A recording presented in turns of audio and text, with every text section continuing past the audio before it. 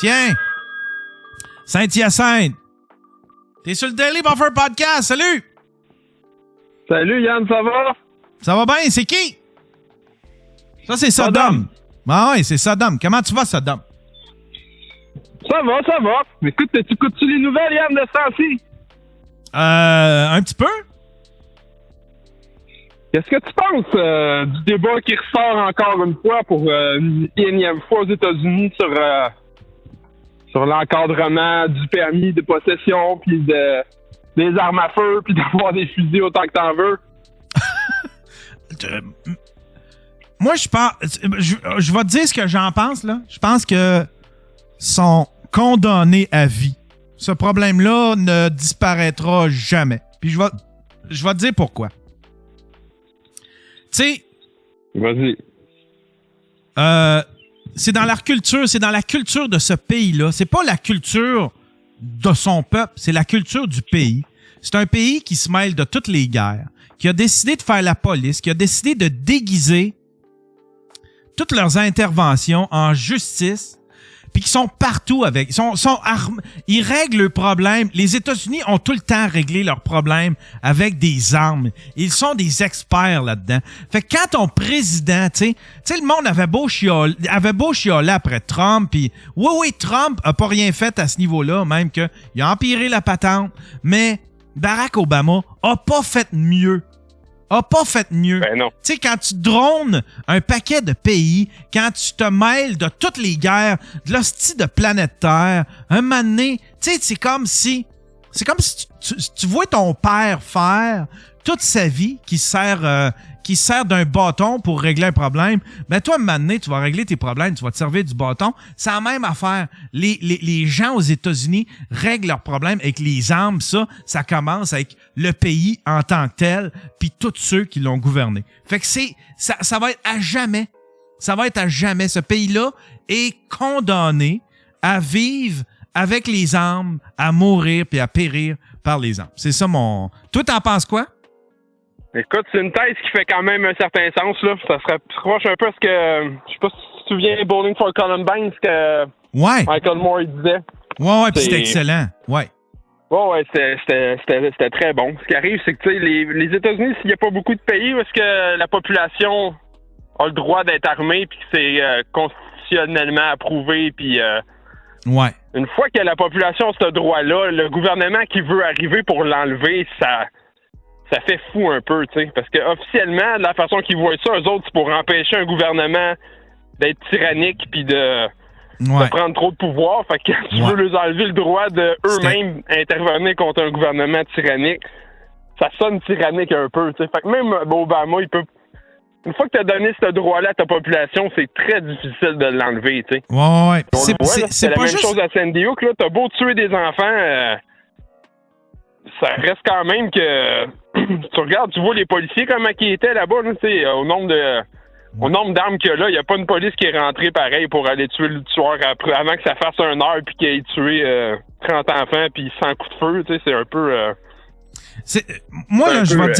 je vais te dire, admettons qu'on y va en mode solution, je vais te dire la solution, par où je m'y prendrais. Au lieu d'interdire les armes, j'interdirais la promotion. C'est-à-dire les publicités, n'importe quel regroupement comme une belle loi pour dissoudre la NRA. Tu sais, c'est comme, vous pouvez garder vos armes, vous pouvez en acheter, ça continue, vous avez votre amendement, toute la patente, mais tout ce qui est promotion, publicité, tu sais, un peu comme le paquet de cigarettes, là, c'est comme tout ça, là, tu sais, les regroupements, puis les groupes Facebook, les amateurs d'armes, puis tout ça, tout interdit. Tout interdit. On s'entend, aux États-Unis, culturellement, c'est assez rayonnant, leur industrie par rapport au reste du monde, tu sais, puis il y a quand même beaucoup d'argent en jeu, là. Fait que, tu sais, enlever les fusils, une belle scène de part dans un fusil, là, c'est quand même winner, là. Tout le monde aime ça. Puis, tu sais, enlever ça, on s'entend que ça... Je pense que c'est pas mal plus ça qui fait la promotion que des pubs de AR-15 dans des magazines. Toi? Ben non, Chris. Tu penses que c'est le cinéma qui fait ça?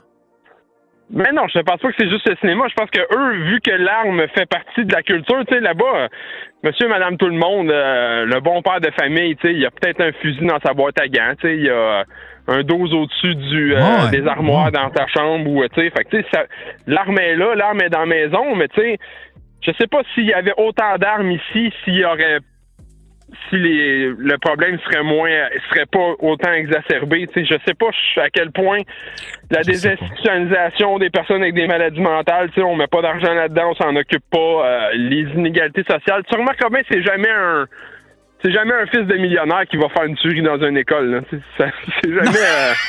C'est jamais l'élite de la société américaine qui fait ça. Non, c'est jamais quelqu'un avec. Ouais, c'est ça. C'est jamais quelqu'un avec des hautes études universitaires.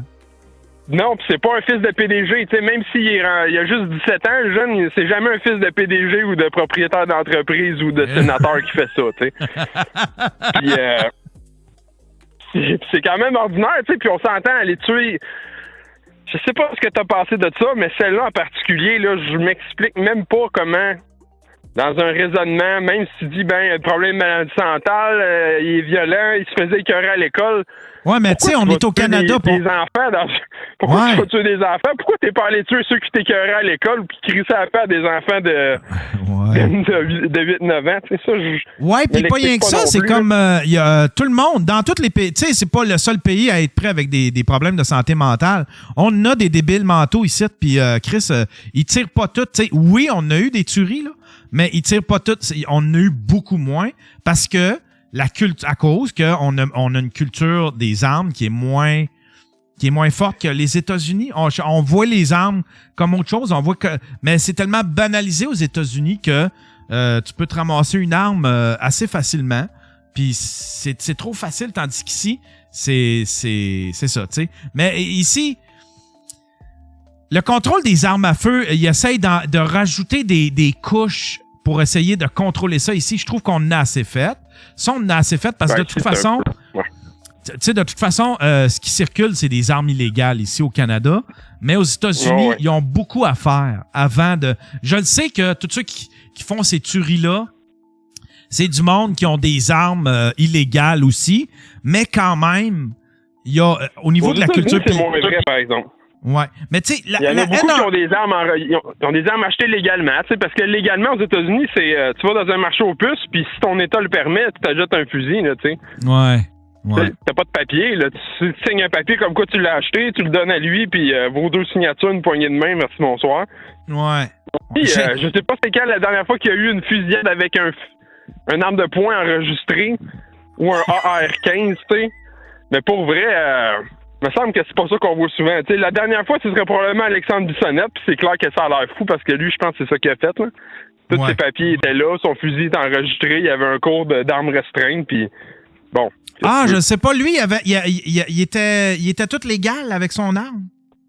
Ouais, dans mes souvenirs, il était tout légal. Lui, il avait fait son cours d'acquisition d'armes à feu, après ça, de permis d'acquisition d'armes restreintes. Fait que ça, c'est pour les pistolets, justement, là, le premier, c'est comme pour les armes de chasse. Le deuxième, ce serait pour des armes de poing ou des armes restreintes. Mais même nos armes restreintes sont jamais...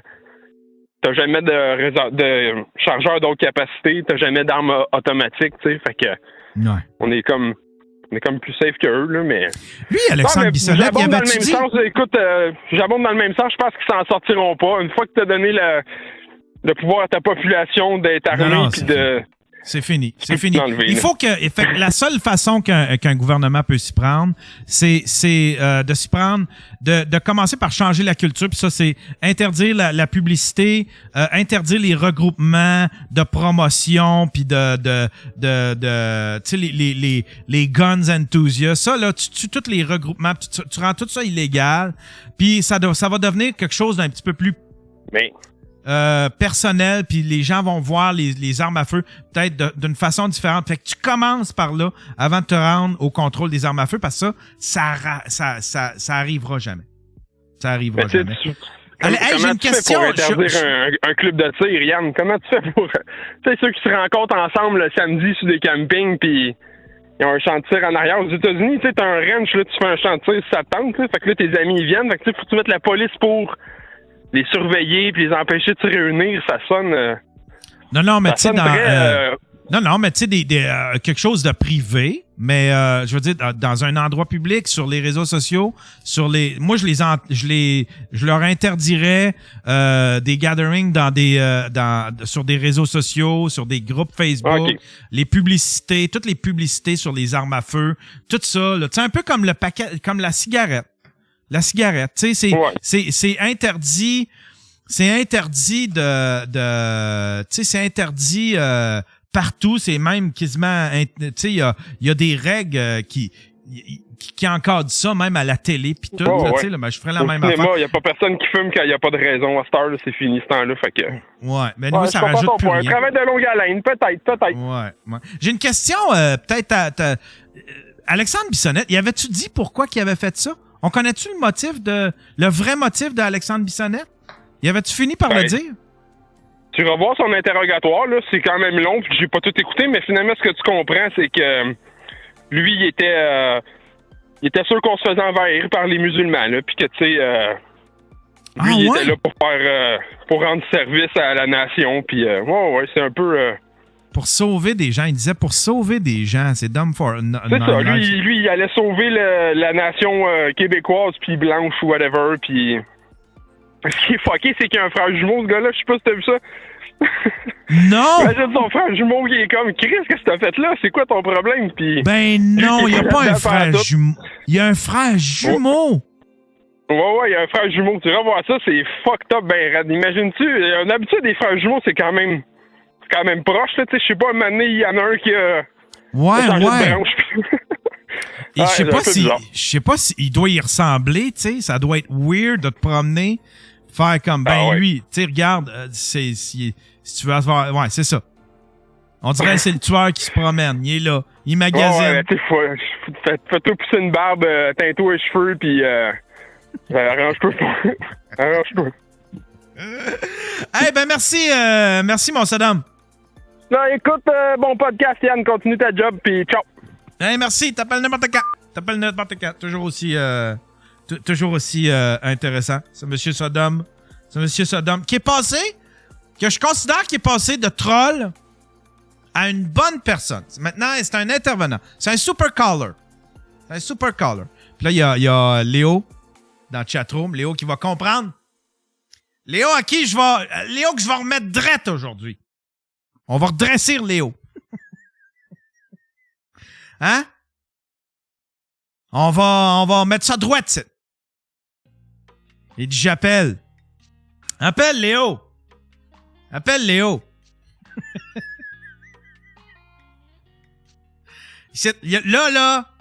Appelle parce qu'il faut que je te parle. Léo! Yann! Ouais. Là? Ouais, dans le fond, moi, j'ai appelé parce que je viens de sortir un vlog, puis je voulais faire un peu de promo.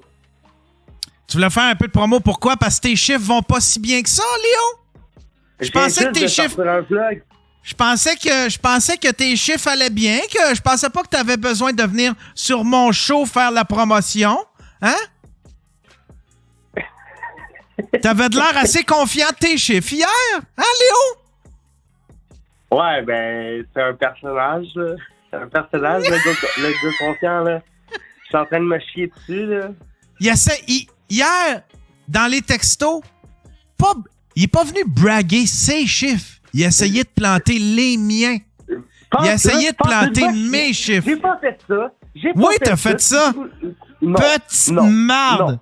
Non. J'ai dit tu t'ennuyais des chiffres que je t'apporte. C'est quoi je t'ai dit? C'est quoi qu'il y a de mal là-dedans? Attends un peu. C'est factuel, Yann. C'est factuel. Quand je suis sur ta thumbnail, tu fais des views. Tu t'ennuies des views que tu fais avec moi. Fait que là, j'ai écrit, je m'ennuie de faire rager du monde dans le chatroom. T'as ri. Puis là, j'ai écrit, Chris, mes chiffres sont bons. Parce que t'avais de l'air de dire que les derniers... T'avais de l'air de dire que mes derniers chiffres étaient pas bons. C'est des bons chiffres, ça? Ben non, c'est pas ça que j'ai dit. C'est ton interprétation, ça. Non. C'est toi qui as voulu faire le baveux. Hey, Non. Ouais. Non. Ouais, ouais. Non. Non. Mes promos tirent pas fort, mais tous mes shows, les extraits, ils tirent, c'est pas tout bon, mais les shows, ils sont tous bons, les autres. J'ai un 3005, puis j'ai pas de GNT, là. Moi, je me sers pas de GNT, là, pour mousser mes affaires.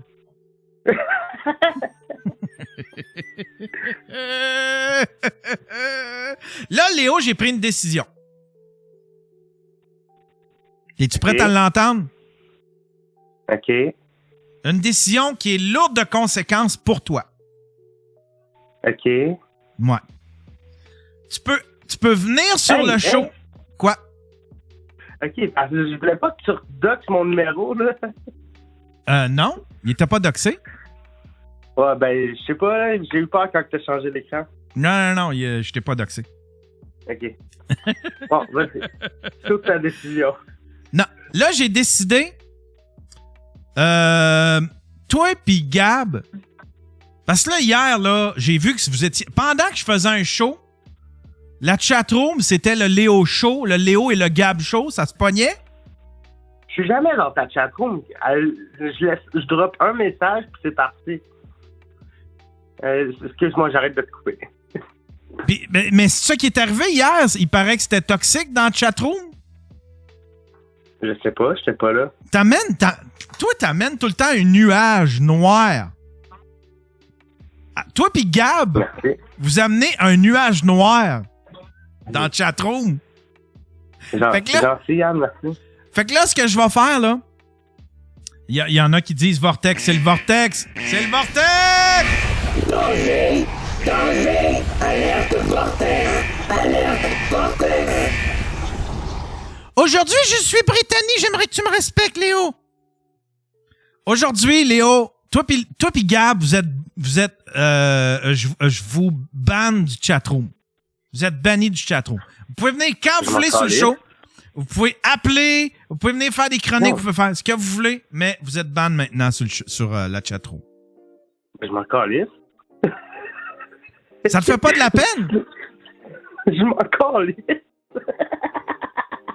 Ah, ben là, c'est plate si tu t'en calisses. Moi, je voulais te faire de la peine. T'as pas idée à quelle fois je m'en calisse à part de ça. Non, tu t'en calisses pas! OK, non, je m'en calisse pas.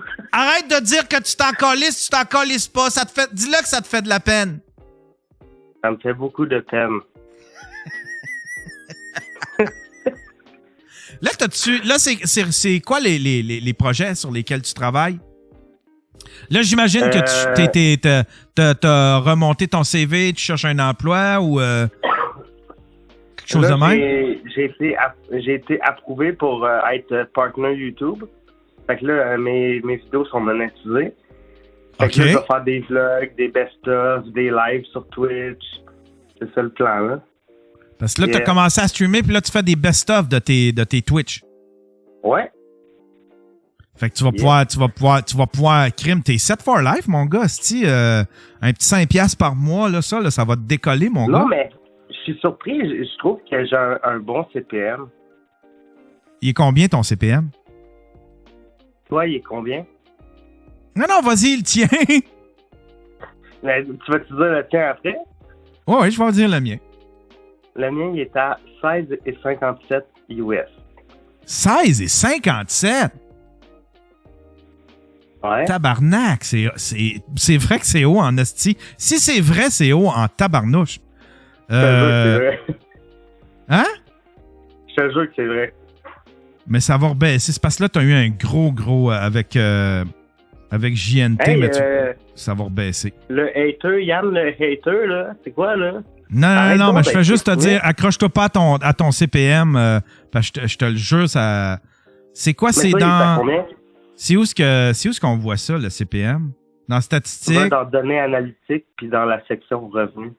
Revenus? Oh, Chris! OK, bon, ben, c'est... d'après moi, YouTube... je sais pas, ils ont beaucoup de campagnes. J'étais à 19,60 sur mon CPM. Nice.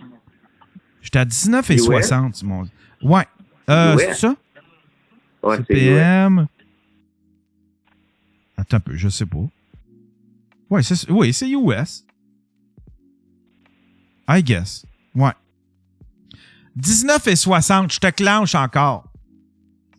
T'as pas encore surpassé le mètre. Je m'excuse, Ouais, mais t'as mais pas encore. moi, ça fait même pas un mois. Ça fait même pas un mois que je l'ai. Ça fait combien d'années que toi, tu l'as? De quoi ça? La monétisation. Ah, Moi, je commence. c'est pas ça qui compte. C'est pas ça qui compte. Hey, c'est une microagression ce que tu fais. J'aime pas ce que tu fais là. J'aime pas ce que tu fais. Respect mon vagina. Respect à mon vagina. Ah Hey, ben mais tant regarde. mieux pour ton CPM. On se donne-tu rendez-vous dans un mois pour savoir à combien il est ton CPM? Ouais, pourquoi pas? OK, on va se mettre un rappel. On va se mettre un rappel tout de suite. On va pour regarder c'est quoi ton CPM dans un mois. Parce que c'est ça qui est important. Parce que là, tu as eu un gros coup, là. Puis c'est vrai que c'est un bon coup, là, ton documentaire. Je t'en félicite, mon cher. C'est très bon. Puis tu as vu les vidéos. Les vidéos, tu sais, ça a suscité beaucoup de curiosité. Fait que tu as des vidéos avant puis après qui fonctionnent bien. Fait que là, à cette heure, faut que tu te maintiennes. Faut que tu maintiennes ça. Là. Ben, comme genre, par exemple, comme, mettons que je vais dans mes stats, là, ma vieille vidéo qui fonctionne le mieux, c'est une vidéo qui s'appelle Pourquoi j'aime pas Sherbrooke.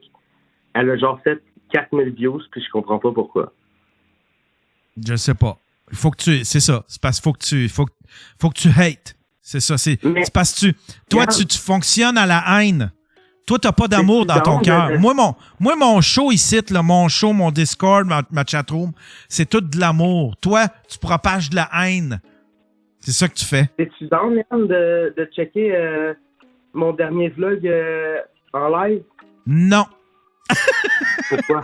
Bye! OK, hey, on prend une petite pause, mesdames et messieurs, puis après ça, on va faire le newsreel.